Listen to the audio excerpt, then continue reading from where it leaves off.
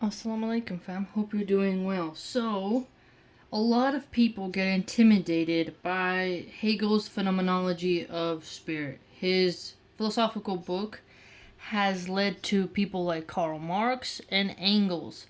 He is really, really historic, let's put it that way, in his works. And I have nerded out on his book many a time, and it's hard to find people who go into it who are not in the philosophy departments and will give you the time of day to really walk through it with you.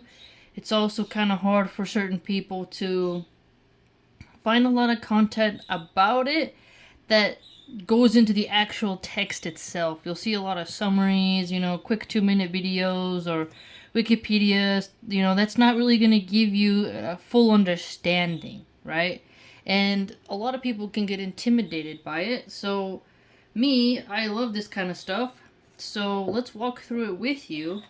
And we'll go from the beginning to the end. And hopefully, you'll learn something and you'll see why, he got people into logic. Was a whole new Hegelian logic, the Hegelian Dialectic. You hear a lot of people talk about Hegel, but none of them actually went beyond just that Hegelian Dialectic. They kind of got that piece and then left it at that. So, let's go through it together, and we will, inshallah, be able to go into it deeper so that the next time someone mentions it to you, you'll have more to talk about than just his Hegelian dialectic, which is used in several instances throughout government. Alright? So, there's a lot of people who have problem reaction solution.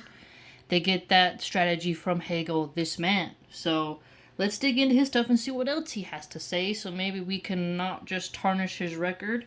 And if we are going to critique somebody, we should be familiar with their works entirely, and we should not judge something before we read it, and we should see what the author has to say before coming to a conclusion.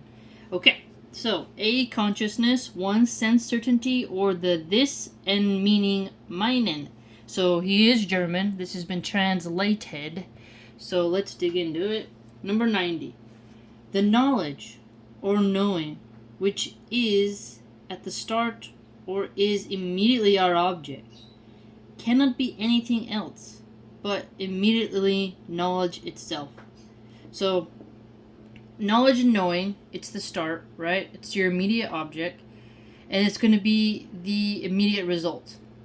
And as it's being the immediate result, it's self-knowledge. Okay. A knowledge of the immediate, or of what simply is.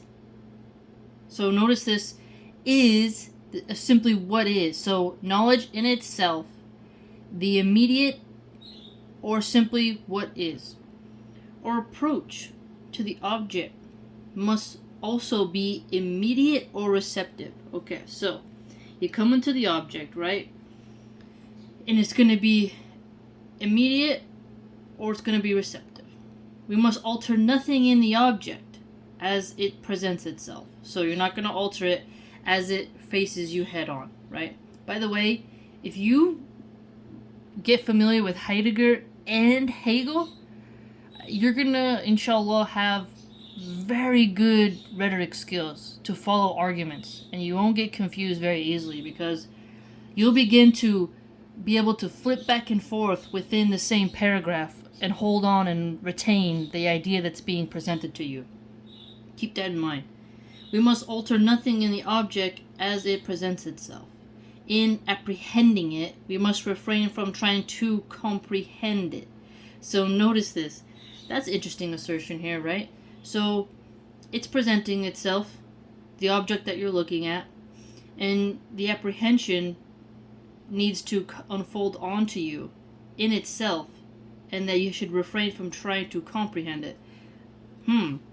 One could argue with him, well, how are you going to comprehend it, if you're not trying to appraise it? Alright, so let's see how he goes into it. Because of its concrete content, sense certainty immediately appears as the richest kind of knowledge. So notice this. Concrete content, sense certainty. So certainty implies concreteness, right? He's contending that if you are sense certain, that is a rich kind of knowledge. Indeed, a knowledge of infinite wealth for which no bounds can be found, either when we reach out into space and time, in which it is dispersed, or when we take a bit of this wealth and by division enter into it. So notice this, reaching out into space and time, or dividing the wealth up and you're getting a bit of it, and by you getting a bit of it, you're entering into it. This is interesting because to take part of something is to enter into it. So the language here is so layered that now you're going to start to see why Hegel is who he is. Moreover, sense certainty appears to be the truest knowledge. Okay, interesting, right? So if you're certain, you're going to contend to have more knowledge. For it has not as yet omitted anything from the object, but has the object before it in its perfect entirety. So, hasn't omitted anything from the object itself, but the object before it is perfect entirely. Okay? So, if it doesn't have anything omitted, it is therefore perfect because it's not deficient in anything because nothing's been left out. You see what he's saying?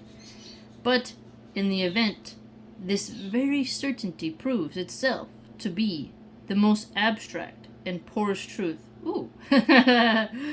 So he said it's the poorest truth. You know, that's interesting. That it says about what it knows is just that it is. So this is very interesting, right? All I know is that it is. Right? Huh. Alright? You know it is. So what is it? You know? And its truth contains nothing but the sheer being of the thing, Sache. Whatever that word is in German, S-A-C-H-E. So notice this. Truth contains nothing but the sheer being. You're going to see a lot of similarities in the Heideggerian language and Hegel, right? So you're going to see the being having some truth contained in it. And you may not be able to apprehend it at first and comprehend it, but you can see that it is, right? It's either immediate or receptive, all right? Consciousness, for its part, is in this certainty only as pure as I, or I am in it only as pure this. So notice this.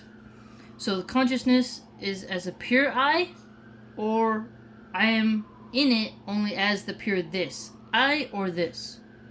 Very interesting, right? How he's categorizing the consciousness of us. And the object, similarly, only as pure this. Okay, so consciousness as a pure I or a pure this, the object as a pure this. I, this particular I, am certain of this particular thing, not because I, qua consciousness, in knowing it, have developed myself or thought about it in various ways. So notice this. So you're certain of the particular thing, not because of consciousness itself, but because of the development of yourself. And you've thought about it in its various ways. So you're beginning to apprehend it, you're beginning to look at it, how it presents itself, and you're going to enter into it by taking a bit of it, and that is how you're becoming to know it. And it's not just automatic from your consciousness, but it's something that develops.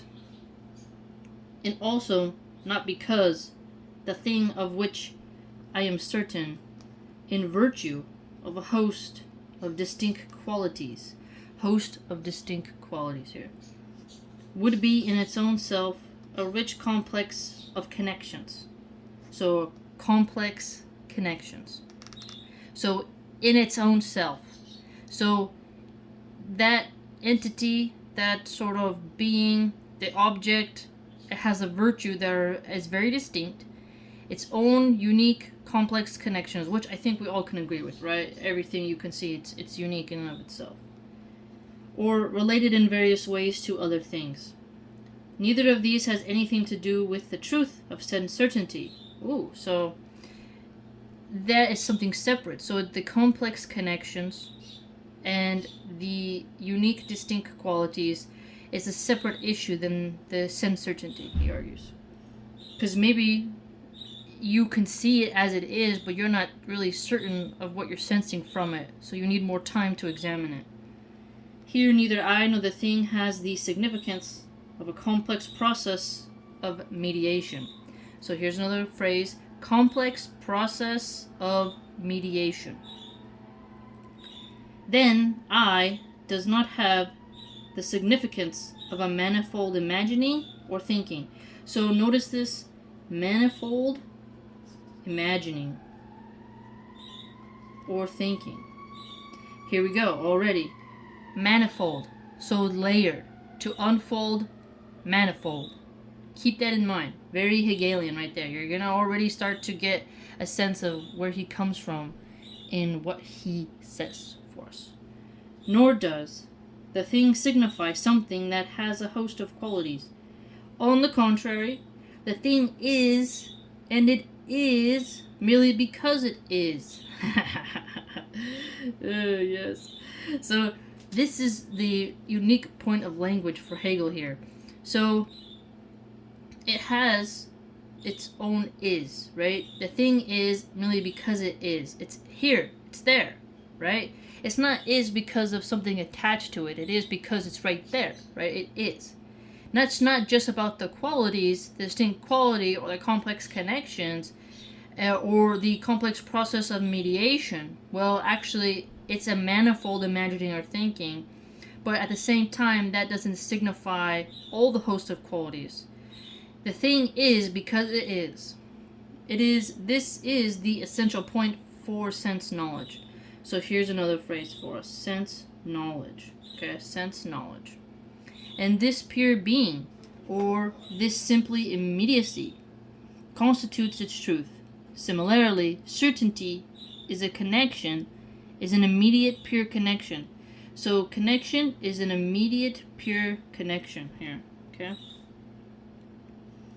So simple immediacy constitutes its truth. Notice how there's the it's there, right? Consciousness is I, nothing more, a pure this. So think about that. Consciousness is like this consciousness is pure. It's the I of that person, their unique traits. They are because they are there. The singular consciousness knows a pure this or a single item. So that's interesting. Singular consciousness. A pure this, right? Or the single item. So we went from the pure consciousness or the item, and the item can be knowledge itself. So remember how we got into the immediate object cannot be anything else but the immediate knowledge itself. Okay? And so when you're approaching an object, he contended, it's that it's immediate or receptive, and that you can't alter anything in the object as it presents itself to you. So you're going to refrain from trying to comprehend it, but he does admit that concrete content and sense certainty appears to be a rich kind of knowledge, alright? But as you divide it up, you're entering into it.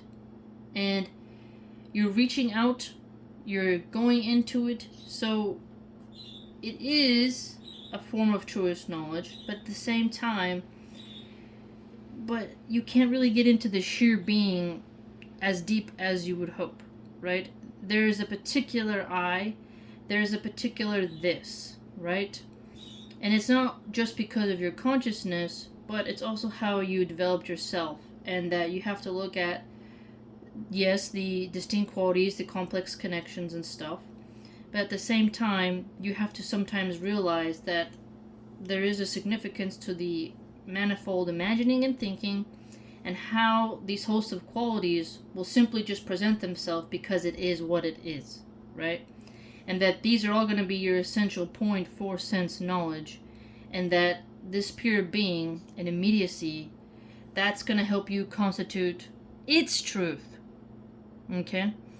And so that immediate simpleness that constitutes its truth is going to be a pure connection. And that pure connection is going to be a pure this. And it's going to also be either a singular item or, still retain into the pure this consciousness. So, again, very interesting, right? It's really gets you going, doesn't it? So, hope you learned something. So I'll walk you through it, and it's complex, but you'll get there. And if someone ever presents a legal contract to you, terms of service or whatever, you'll be able to be like, hey, I got Hegel training. You ain't gonna be a sophist for me, pal.